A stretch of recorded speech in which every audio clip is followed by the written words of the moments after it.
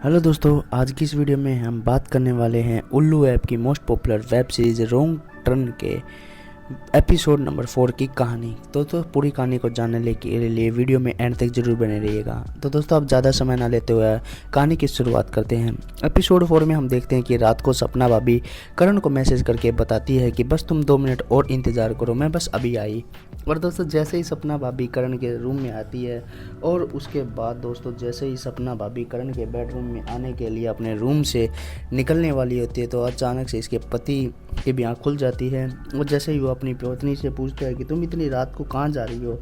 अब दोस्तों ये अपने पति के सामने बहाने बनाने लगती है और ये अपने पति को गुमराह करने के लिए बोलती है कि मेरे पाँव में थोड़ा सा दर्द है, मैं उनके पाँव की मालिश करने के लिए उनके कमरे में जा रही हूँ। इसके बाद इसका पति सो जाता है।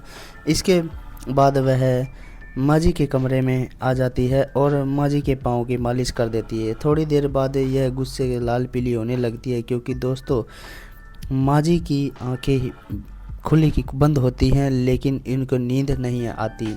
इधर इसका दोस्त भी इसके आने का इंतज़ार कर रहा होता है और अब इसको रुका नहीं जाता और ये सीधे माँ जी के कमरे में आ जाता है। अब करण सपना भाभी को अपने रूम में आने के लिए इशारे कर रहा होता है तो ये भी इसके इशारों को समझ जाती है और बोलती है कि माँ जी अभी सोई नहीं हो आप, तुम रूम में जाओ, मैं माँ जी को सुलाकर अभी आती हूँ। दोस्तों, अब करण से 1 मिनट भी नहीं रुका जाता और ये माँ जी के रूम में ही माँ जी के बगल में नीचे सपना भाभी के साथ अब इंजॉय करने शुरू कर देता है। उसके बाद सपना के पति की भी आंखें अचानक से खुल जाती है और इसके बाद अभी अपनी भाभी इसके बेड पर नहीं दिखाई देती और ये सीधा माँ जी के रूम में आ जाता है जहाँ पर इसको इसकी पत्नी माँ जी के साथ सोती हुई दिखाई देती है और करण पलंग के नीचे होता है। तो ये अपनी बीवी को जगाता है और बोलता है कि अरे सपना, तुम माँ जी के साथ ही सो गई। तो यह सपने के बहाने लेते हुए बोलती है कि मुझे माँ जी का सर दबाते दबाते मुझको पता ही नहीं चला कि मुझे नींद कब आ गई। और इसके बाद दोस्तों इसका पति अपनी पत्नी को अपने बेडरूम में लेकर चला जाता है। तो इस तरीके से सपना और इसके दोस्त की जान बच जाती है। अब अगले दिन माँ जी अपने बेटे को बताती है कि बेटा अब तो घर में जहावी भी नहीं है तो करण हमारे घर पर इतना क्यों आता जाता है, और रात को मेरे कमरे में तेरे बीवी के साथ साथ करण भी था।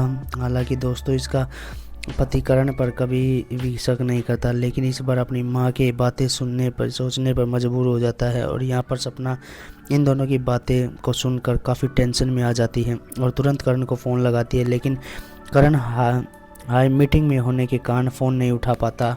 और अब इस तरह से ये इसका अपने दोस्त से मिलना बहुत ही ज़रूरी हो जाता है। तो ये सीधे कंपनी में आ जाती है और अपनी इसकी कंपनी में जिस रूम में हाई मीटिंग चल रही होती है ये उसी मीटिंग में एंट्री मार दे सभी क्लाइंट्स के सामने करण को किस कर लेती है जिससे इसे देखकर सब हक्का बक्का हो जाते हैं और इसके बाद करण को शर्मिंदगी महसूस होती है और ये गुस्से से लाल पीला हो जाता है।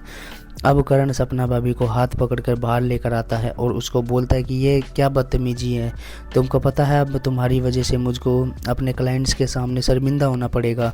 लेकिन ये इसको बोल देती है कि मैं ये सब नहीं जानती, मैं तुमसे प्यार करती हूँ और अपने पति को तलाक देकर मैं तुम्हारे साथ ही शादी करना चाहती हूँ और तुम्हारे साथ सारा जीवन बिताना चाहती हूँ।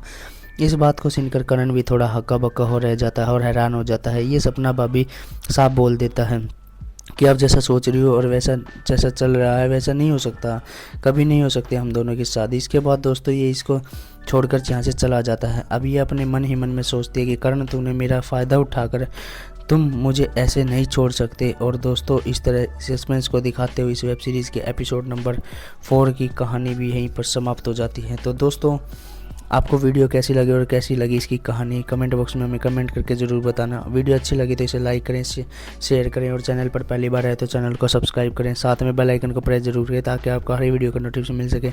मिलते हैं जल्दी इसके अगले एपिसोड के रिव्यू के साथ, तब तक के लिए tata, good bye, see you, take care, bye bye दोस्तों।